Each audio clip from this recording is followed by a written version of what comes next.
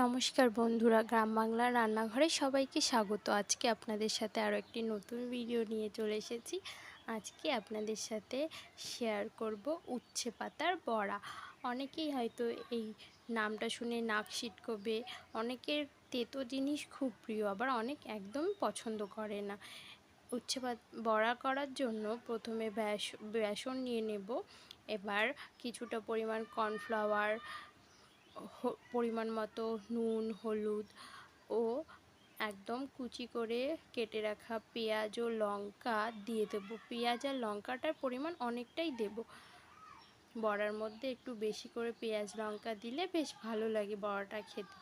এবার অল্প অল্প করে জল দিয়ে ব্যাটারটা ভালো করে মেখে রাখবো। বেশ ভালো করে ব্যাটারটা মেখে নিয়েছি। এবার কড়াই বসিয়ে দিয়েছি। কড়াইটাও বেশ গরম হয়ে গেছে। এবার সর্ষের তেল দিয়ে দেবো বড়া করার জন্য। তেলটা যখন একটু গরম হয়ে যাবে তখন খুন্তি দিয়ে কড়াই চারপাশে নেড়ে নেব। এবার একটা একটা করে পাতা নিয়ে ব্যাটারে ভালো করে মাখিয়ে নিয়ে তেলে দিয়ে দেব। আমাদের বড়া খেতে তো বেশ প্রায় ভালোই লাগে, কিন্তু তেতোর জন্য অনেকে হয়তো এই বড়াটা সেরকম একটা পছন্দ করে না, বা অনেকে তেতো জিনিস অনেকের খুব প্রিয় হয়।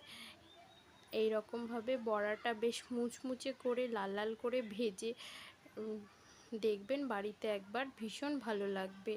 এই বড়াটা খাওয়াও, এই গরমের মধ্যে তেতো জিনিস খাওয়াও খুব ভালো। বড়াটা উল্টে পাল্টে বেশ লাল করে ভেজে নিয়েছি।